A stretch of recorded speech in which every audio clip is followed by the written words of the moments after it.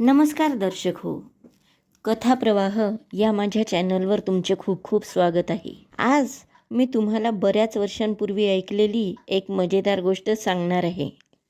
एका छोट्याशा गावात गणेश नावाचा एक मुलगा त्याच्या आईसोबत राहत होता. त्याला सर्वजण गणू म्हणून बोलावत होते. गणूला बहीणही नव्हती आणि त्याचे वडील गणू लहान असतानाच देवाघरी गेले होते. त्यामुळे गणूची आई ही गणूसाठी सर्वस्व होती. गणूच्या आईला घरकामात कोणीतरी मदतीला असावं असं वाटू लागलं आणि गणू 12वी पास झाल्याबरोबर तिने त्याचं लग्न सरू नावाच्या मुलीशी लावून दिलं. सरूचं माहेर गणूच्या घरापासून चालत गेलं तरी 10-15 मिनिटांच्या अंतरावर होतं.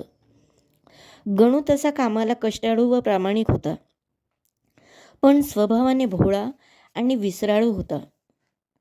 सरू घरकामात पारंगत आणि चाणाक्ष होती.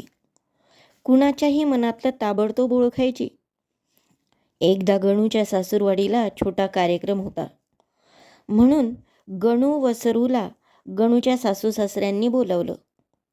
पण गणूची आई आजारी पडल्यामुळे सरूला सासूच्या सोबत थांबावं लागलं.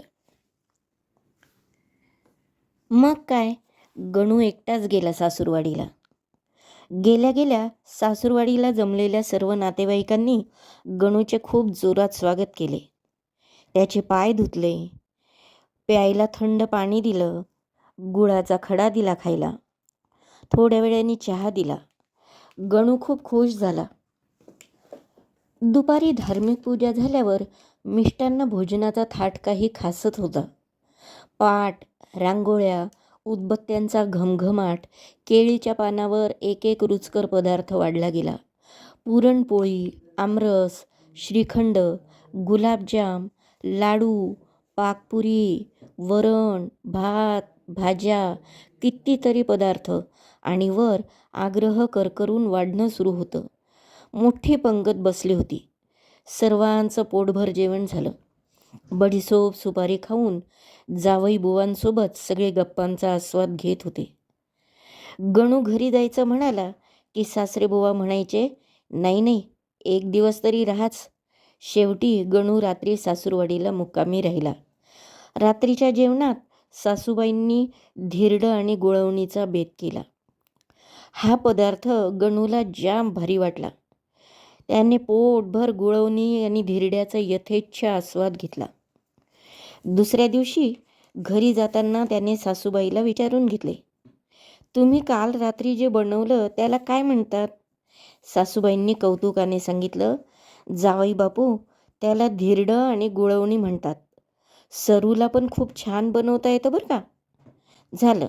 गणूने रस्त्यावर चालता चालता मनातल्या मनात धिरडं गुळवणी असा जप सुरू केला. अर्ध्या रस्त्यात आल्यानंतर समोरून एक माणूस आला. त्याला चुकवण्याच्या नादात गणू चालता चालता केळाच्या सालीवरून घसरून पडला आणि ओय ओय पडलो असे ओरडू लागला. झालं.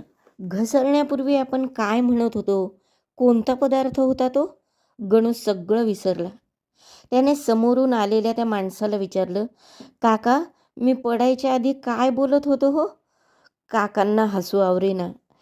त्यांना चेष्टेची लहर आली आणि ते गणूला म्हणाले, तू ना घसरलं तिथे विसरलं असं काहीतरी म्हणत होतास. झालं. गणू उरलेला रस्ता भर घसरलं तिथं विसरलं हेच गुणगुणत चालला. आता पोटात कावळे ओरडू लागले. गणूला चालून चालून भूक लागली होती. घरी गेलं की सरूला तो म्हणाला, सरू, मी चालत आलोय बरं का, मला आता जाम भूक लागली आहे, आधी मला घसरलं तिथं विसरलं करून दे. सरू म्हणाली, ते काय असतं? मला नाही माहीत बाई, नीट सांगा. गणू म्हणाला, खोटं बोलतेस होय, आळशी कुठली. तुझी आई म्हणाली सरूला पण ते छान बनवता येतं. सरू रडू लागली. त्या काळी काही मोबाईल फोन नव्हते. पत्रसुद्धा 8-8 दिवसांनी मिळायचे. मग आईला कसं काय विचारणार सरू की तू त्याला काय बनवलं होतंस ते? आणि घसरला तिथं विसरला हा पदार्थ तर कधी सरूने बनवलाही नव्हता आणि खाल्लाही नव्हता. गणूच्या पोटात भुकेचा आगडोंब पडला होता. तितक्यात एक आश्चर्याची गोष्ट घडली. दारात एक घोडागाडी थांबली आणि त्या घोडागाडीमधून सरूचे आई बाबा घरी आले. सरूच्या आईच्या हातात गुळाची मोठी भेली होती. सरूचे बाबा सांगू लागले, सरूची भेट झाली नाही म्हणून आम्ही भेटायला आलो आणि आमच्या लाडक्या जावई बापूंना काल केलेले धिरडं गुळवणी फार आवडले बरं का. त्यांना गुळवणीसाठी गुळाची भेली घेऊन आलोत आम्ही. हे ऐकल्याबरोबर गणूने उडी मारली आणि सरूला म्हणाला, अगं सरू, मला तुला हेच सांगायचं होतं की धिरडं आणि गुळवणी कर. बरं झालं आई बाबा आले आणि त्यांनी सांगितलं. आता तरी मला धिरडं आणि गुळवणी करून खाऊ घाल गरम गरम.